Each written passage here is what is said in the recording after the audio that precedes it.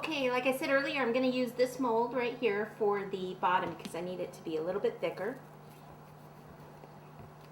So I just take some of the white fondant, roll it into a cord first, pop it right down in the mold. I always like to have the cornstarch near me. If the fondant sticks to my fingers, I just touch the cornstarch. You can see it there. Okay, and just push this all the way in.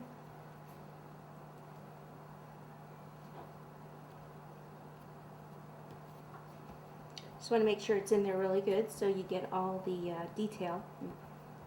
And I'm sure you've seen me use these before, but if not, what you do is you flip it over, and you remember you want to flex the mold and not stretch the paste. So that's why you flip it over, and I pull the paste out just a little bit, but let the mold do the work by just pulling the mold back. And then what I'm going to do is cut this at an angle here.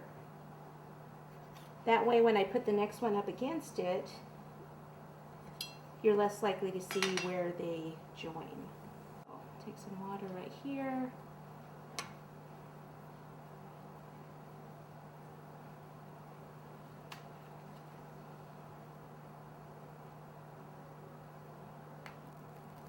And I'll just continue all the way around. Okay, so we're back. I have all of this on, and I love using this Americolor. It's a new product. It's a Meramist. It's an airbrush food color, but it's a gold sheen. And the nice thing about it, it's like the dusting powders that you have to mix the alcohol with. This, I just shake it up and kind of pour it in, and it's ready to go. It just depends what shade of gold you want. But this one works fine, so I'm just going to go ahead and paint all the trim gold. And then take all these that I said I already cut these out the day before, that way they're nice and hard, so I can have some of them, you know, I can actually take some of them right now while this is wet so it sticks, and just kind of push them on here like so, and have them hanging down a little bit.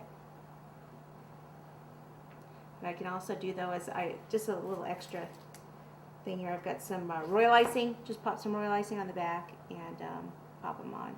So I think I'm just going to go ahead and paint all of it first, and then like I said, take a little bit of the royal icing and go back and pop those on.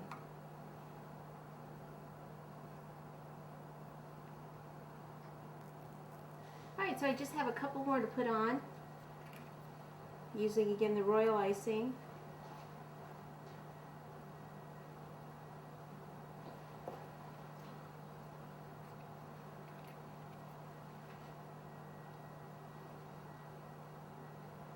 See, I have like one up, one down.